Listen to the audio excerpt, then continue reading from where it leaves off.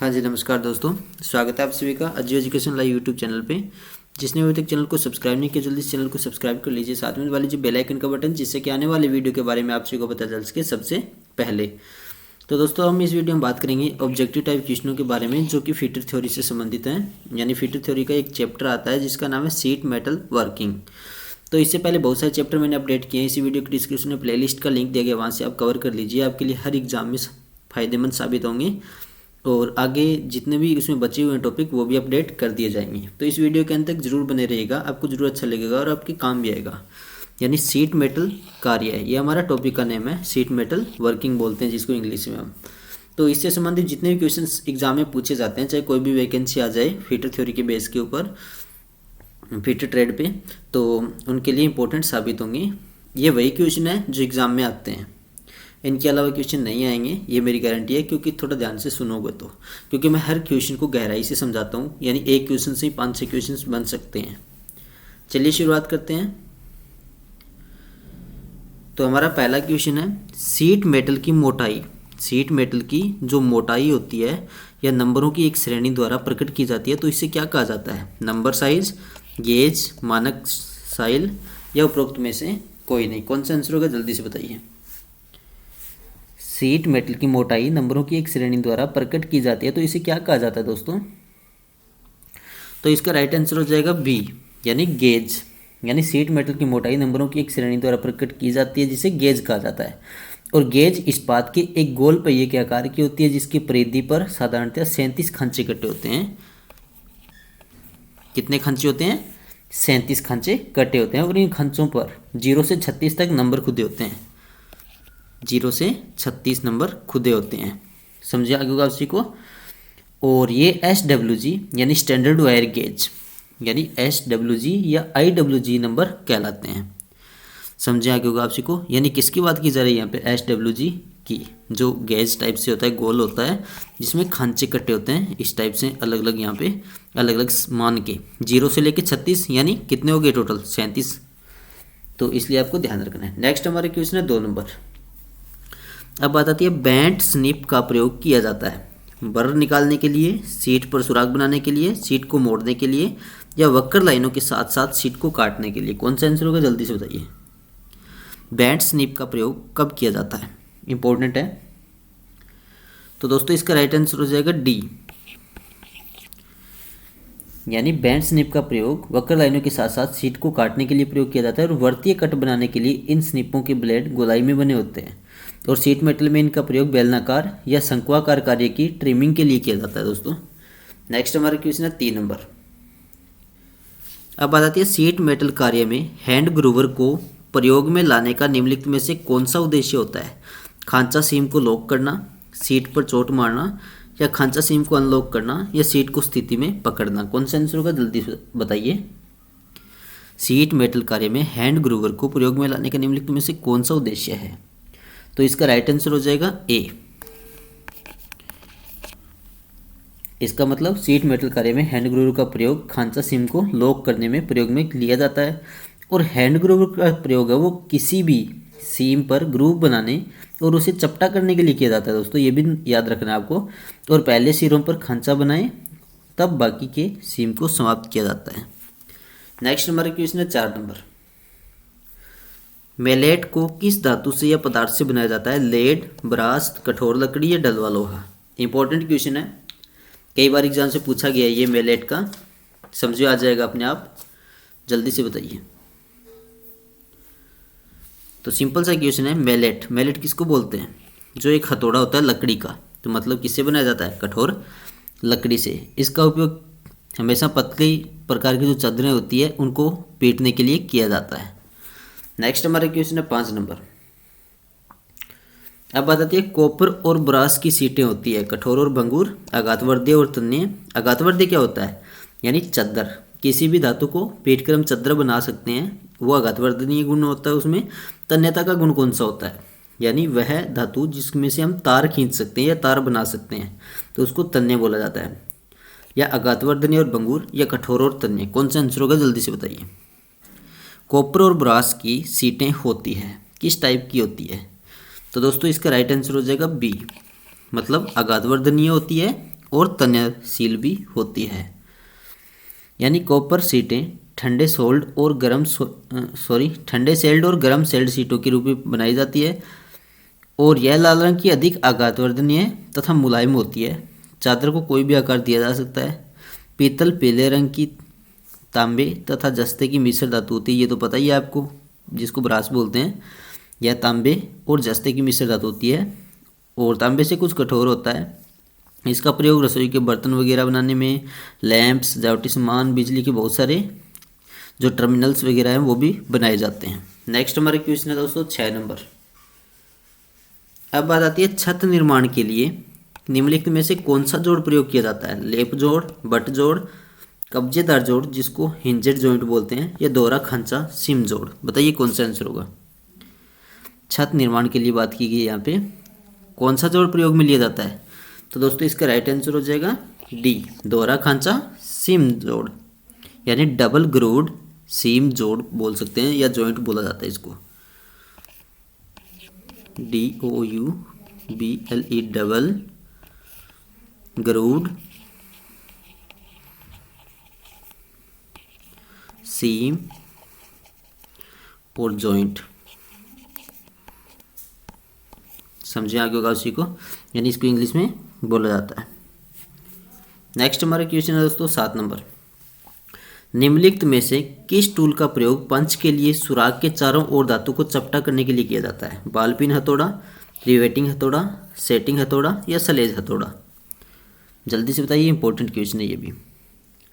किस टूल का प्रयोग पंच किए सुराग के चारों ओर धातु को चपटा करने के लिए किया जाता है? तो सिंपल सा क्वेश्चन है, इंपॉर्टेंट भी है। इसका राइट आंसर हो जाएगा ए, यानी बॉल पिन हैमर का प्रयोग किया जाता है, यानी बॉल पिन हथौड़ा। एक तरफ से पिन के टाइप से पतला होता है ये हथौड़ा, दूसरी तरफ सरफेस होता है इसका इस टाइप से फैला हुआ। समझिए आ गया होगा आप सभी को। नेक्स्ट हमारे क्वेश्चन दोस्तों 8 नंबर। अब बात आती है निम्नलिखित में से किस प्रकार का जोड़ प्रयोग किया जाता है जिसमें एक सीट का सिरा दूसरी सीट के सिरे पर रखकर आपस में जोड़े जाते हैं?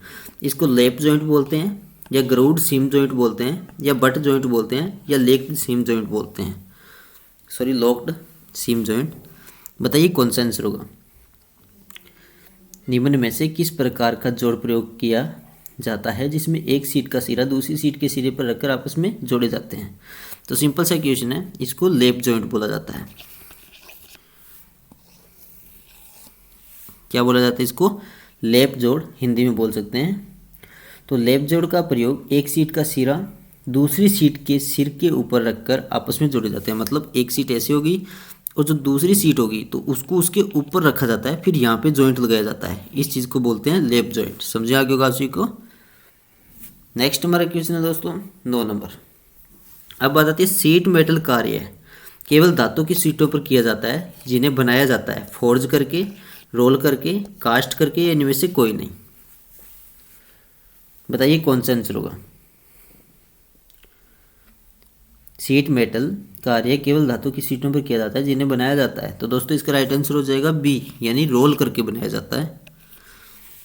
यानी जो सीट मेटल कार्य होता है वो केवल धातु की सीटों पर किया जाता है जिन्हें रोल करके बनाया जाता है। सीट मेटल एक धातु होती है जैसे लोहा, steel, aluminium, copper, brass, tin plate, यानी इनकी पतली चादरों के रूप में आसानी से रोल किया जा सकता है, मोड़ा जा सकता है। और सीटों की मोटाई को मापने के लिए हमेशा वायर गेज का प्रयोग किया जाता है। ये भी आपको बताया था, SWG में मापा जाता है हमेशा। उसमें खांचे इकट्ठे होते हैं जिससे प्लेट की मोटाई को माप सकते हैं। और सीट मेटल में प्रयोग किए जाने वाली धातुओं की बात करें तो कौन कौन सी होती है? एक तो होता है ब्लैक आयरन, ब्लैक आयरन। उसके अलावा होता है स्टेनलेस स्टील, स्टेनलेस स्टील। उसके अलावा होता है कॉपर सीट, कॉपर सीट। उसके अलावा होता है एल्यूमिनियम।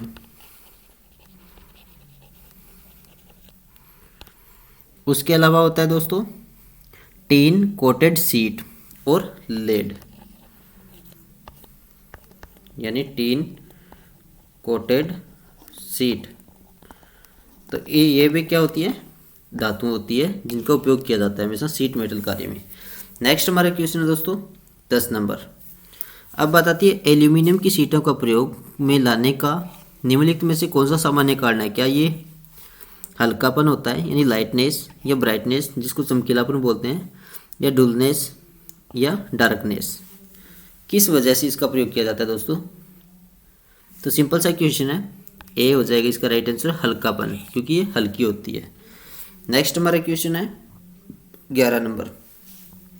जॉब को 90 डिग्री के बैंड के साथ बनाना होता है तो निम्नलिखित में से किस नोच का प्रयोग किया जाता है? वर्गाकार नोच, वी नोच, वाइड नोच, या खांचा नोच? बताइए। जॉब को 90 डिग्री के बैंड के साथ बनाना होता है तो निम्नलिखित में से किस नोच का प्रयोग किया जाता है? तो इसका राइट आंसर हो जाएगा बी, यानी वी नोच का प्रयोग किया जाता है। यानी जॉब को 90 डिग्री के बैंड के साथ बनाना होता है तो उसमें वी नोच का प्रयोग किया जाता है, और वी नोच शीट के किनारे की दोनों साइडों को 45 डिग्री कोण पर काटकर तब बनाया जाता है जब जॉब को 90 डिग्री कोण पर मोड़कर बनाना होता है। समझिए आगे होगा आप सभी को। नेक्स्ट हमारे क्वेश्चन है 12 नंबर। जब फनल व तिरछी वस्तुओं की शेपिंग और सीमिंग करनी होती है तो निम्नलिखित में से किस स्टेक का प्रयोग किया जाता है? Hatchet stake, half moon stake, funnel stake, या क्रीजिंग स्टेक? इंपॉर्टेंट है क्वेश्चन, रट लेना इसको। जब फनल व तिरछी वस्तु की शेपिंग और सीमिंग करनी होती है तो कौन से स्टेक का प्रयोग किया जाता है? तो दोस्तों इसका राइट आंसर हो जाएगा सी, यानी फनल स्टेक का प्रयोग किया जाता है। जब फनल व तिरछी वस्तुओं की शेपिंग और सीमिंग करनी होती है तो फनल स्टेक का ही प्रयोग होगा। और ब्लो हॉर्न या कीप टेक का एक सिरा लंबा और तिरछा होता है जो हल्के टेपर बनाने में काम आता है, और दूसरा सिरा छोटा और अधिक तिरछा होता है, जिसको क्या बोलते हैं? एप्रन बोला जाता है। नेक्स्ट हमारा क्वेश्चन है दोस्तों 13 नंबर। निम्नलिखित में से कौन सी स्टेक, जिसको टेक बोलते हैं, डबल एंडेड यानी दोहरा सिरा आश्रय प्रदान करती है? हैचेट स्टेक होती है, हाफ मून स्टेक, या क्रीजिंग स्टेक, या हॉर्स स्टेक? बताइए कौन सा आंसर होगा। निम्नलिखित में से कौन सी स्टेक डबल एंडेड यानी आश्रय प्रदान करती है? तो दोस्तों इसका राइट आंसर हो जाएगा डी, यानी हॉर्स स्टेक। यानी टिनकार का घोड़ा या 2 सिरों वाली एक टेक है जिसके सिरों पर एक एक वर्ग छेद किया जाता है, और इन छेदों में आवश्यकता के अनुसार अनेक प्रकार के सिर का प्रयोग किया जा सकता है, जैसे लॉन्ग हेड, राउंड हेड, और बेलनाकार वस्तुओं पर जोड़ बनाने तथा वर्ताकार तली पर फ्लैंज बनाने में ये काम आता है, हॉर्स स्टेक। समझे आगे होगा आप सभी को। नेक्स्ट हमारे क्वेश्चन है 14 नंबर। अब बात आती है लिस्ट बैंड त्रिज्या निर्भर करता है प्लेट की धातु मोटाई पर, प्लेट की दिशा पर, कार्यकारी तापमान पर, या उपरोक्त सभी? बताइए कौन सा आंसर होगा। लिस्ट बैंड त्रिज्या निर्भर करता है तो इसका मतलब उपरोक्त सभी, इन सभी पे करता है। कार्यकारी तापमान पर भी करता है, और कार्यखंड जैसे प्लेट की दिशा पर भी करता है, और प्लेट की धातु की और उनकी मोटाई पर भी करता है। उसके अलावा प्लेट की जो विमा होती है, प्लेट की विमा पर भी करता है। समझे आगे होगा आप सभी को। नेक्स्ट हमारा क्वेश्चन है 15 नंबर। सॉरी अवेलेबल नहीं है वो। उच्च संरक्षण अमल टैंकों को बनाने के लिए निम्नलिखित में से कौन सी सीट का प्रयोग किया जाता है? ब्लैक आयरन सीट, जस्तेदार सीट, स्टेनलेस स्टील सीट, या लेड सीट? कौन सा आंसर होगा जल्दी से बताइए। उच्च संरक्षण अमल टैंकों को बनाने के लिए निम्नलिखित में से कौन सी सीट का प्रयोग किया जाता है? तो दोस्तों इसका राइट आंसर हो जाएगा डी, यानी लेड की सीट का प्रयोग किया जाता है। यह बहुत ही मुलायम और भारी होती है। ब्लैक आयरन सीट का प्रयोग तब किया जाता है जब स्टोव पाइपों व टंकियों में, समझिए आगे आप सी को। और पिटवा लोहे की बनी हुई काले रंग की चादर होती है। जस्तेदार सीट पिटवा लोहे की चादर पर जस्ता चढ़ा होता है, जस्ता यानी लेड। समझिए आगे आप सी को। यानी मुख्य बात यही आती है कि उच्च संक्षरण अमल टैंकों को बनाने के लिए हमेशा लेड सीट का ही काम में लिया जाता है या इस्तेमाल किया जाता है। नेक्स्ट हमारा क्वेश्चन है 18 नंबर। अब बात आती है धातु चादरों में उपजने वाले निम्नलिखित दोष कौन कौन से होते हैं या कौन सा है? वस्तु की आकृति तथा माप ठीक न होना, वस्तु का साइज छोटा होना, किनारे पर टेढ़ी मेढ़ी कटाई होना, या उपरोक्त सभी? दोस्त की बात की गई है यहाँ पे, तो कौन सा होगा? तो दोस्तों इसका राइट आंसर हो जाएगा डी। इसका मतलब सभी के सभी सही है। तो इसका मतलब आपको ध्यान रखना है, दोष कौन कौन से होते हैं धातु चादरों में उपजने वाले। एक तो होता है छेदों के आसपास की धातु का उठा होना। क्या होता है? छेदों के आसपास की धातु का उठा होना। उसके अलावा किनारे पर टेढ़ी मेढ़ी कटाई होना। उसके अलावा वस्तु का साइज छोटा होना। उसके अलावा वस्तु की आकृति तथा माप ठीक ना होना। उसके अलावा जोड़ का तिरछा होना। ये 4-5 आपको याद रखने हैं। 3 तो दे रखे हैं, उसके अलावा 2 और हो गए, यानी जोड़ का तिरछा होना और छेदों के आसपास की धातु का उठा होना। नेक्स्ट हमारा क्वेश्चन है दोस्तों 19 नंबर। निम्नलिखित जोड़ में धातु चादर जोड़ है, कौन सा है? लैप सीम यानी चढ़ाव सीवन, या फ्लैंज सीवन, हेम तथा तारदार किनारा, या उपरोक्त सभी। निम्नलिखित जोड़ में धातु चादर जोड़ कौन सा है दोस्तों? तो इसका राइट आंसर हो जाएगा डी, यानी उपरोक्त सभी है।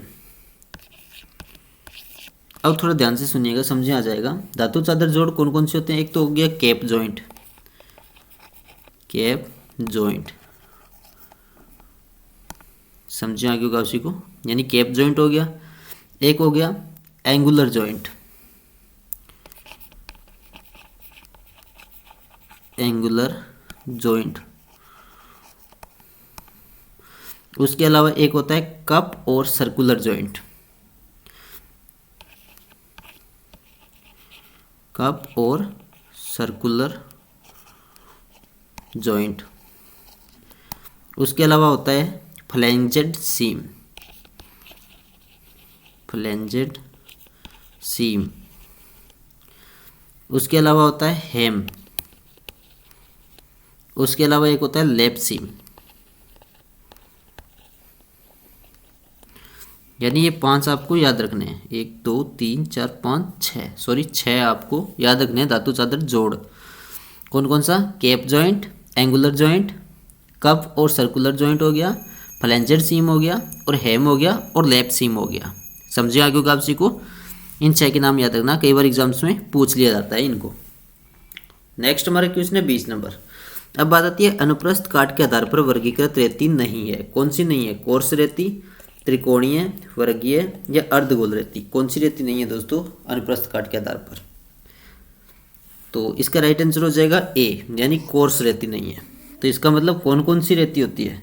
यानी कोर्स रेती अनुप्रस्थ काट के आधार पर वर्गीकृत नहीं होती है, या दांतों के बीच की दूरी के आधार पर वर्गीकृत होती है। यानी एक दांते से दूसरे दांते के बीच की जो दूरी होती है उसके आधार पर व्यक्त किया जाता है इसको, इस रेती को, यानी फाइल को। तो अनुप्रस्थ काट के आधार पर बात करें तो कौन कौन सी रेतियाँ होती है? एक तो हैंड फाइल होती है, हैंड फाइल हो गई। उसके अलावा स्क्वायर फाइल हो गई, यानी वर्गीय रेती, और हाफ राउंड फाइल हो गई, हाफ राउंड फाइल। उसके अलावा सीधी राउंड फाइल हो गई। उसके अलावा नाइफ एज फाइल हो गई, नाइफ एज फाइल हो गई। तो ये आपको ध्यान रखना है दोस्तों। तो आपको सभी रेतियों के नाम याद रखने हैं जो कि कई बार एग्जाम्स में पूछ लिए जाते हैं। नेक्स्ट हमारा क्वेश्चन है 21 नंबर। ये भी इंपॉर्टेंट है, इसके आंसर बताइए। निम्नलिखित में से कौन सहारने वाले औजार हैं? हैचेट टेक, साइड टेक, चौंच लोहा, उपरोक्त सभी। निम्नलिखित में से कौन सहारने वाले औजार हैं दोस्तों? जल्दी से बताइए। तो इसका राइट आंसर हो जाएगा डी, यानी उपरोक्त सभी है। तो इसका मतलब हैचेट टेक भी हो गया, साइड टेक भी हो गया, और जिसको बैक आयरन बोलते हैं वो भी है, जिसको चौंच लोहा यानी हिंदी में बोला जाता है। उसके अलावा एक हाफ मून स्टैक हो गया, ये भी याद कर लेना। क्रीज लोहा हो गया, एनविल हो गया, और फनल स्टैक हो गया, और बॉटम स्टैक हो गया। यानी ये भी नाम याद रख लेना, सहारने वाले औजार जिनको बोलते हैं। तो दोस्तों ये थे कुछ most important questions seat metal working के। अगर आप सभी को ये सभी क्वेश्चन अच्छे लगे तो प्लीज़ इस वीडियो को ज़्यादा से ज़्यादा लाइक कीजिए, जिससे कि हमारा हौसला बढ़े, हम आपके लिए बेहतरीन क्लासेस लेके आएँ आगे आने वाले समय में। जो कि आपके लिए फ़ायदेमंद साबित होगी हर एग्ज़ाम में। ज़्यादा से ज़्यादा शेयर कीजिए इसको आपके पास जितने व्हाट्सएप टेलीग्राम ग्रुप है उन सभी में। और जिस भी कैंडिडेट ने अभी तक हमारा खुद का यानी Ajju education live YouTube channel के व्हाट्सएप ग्रुप और टेलीग्राम ग्रुप ज्वाइन नहीं किया तो ज्वाइन कर लीजिए, डिस्क्रिप्शन में लिंक दे रखे हैं वहाँ से। और जिस भी कैंडिडेट ने अभी तक पिछली क्लासेस नहीं देखी है, पिछले चैप्टर जो मैंने अभी तक कंप्लीट कराए हैं, तो देख लीजिए, इसी वीडियो के डिस्क्रिप्शन में प्लेलिस्ट का लिंक दिया गया है, वहाँ से कवर कर लीजिए, जो कि इंपॉर्टेंट साबित होगी। तो धन्यवाद दोस्तों, आप सभी का प्यार इसी प्रकार से बना रहे Ajju education live YouTube channel के साथ। आप सभी का दिन शुभ हो। जय हिंद, वंदे मातरम। जो नया कैंडिडेट है वो चैनल को जरूर सब्सक्राइब करना, आपके पास सबसे पहले नोटिफिकेशन आएगा जब भी वीडियो हम डालेंगे। धन्यवाद दोस्तों, आप सभी का दिन शुभ हो। जय हिंद, वंदे मातरम। आपका भरोसा हमारा साथ।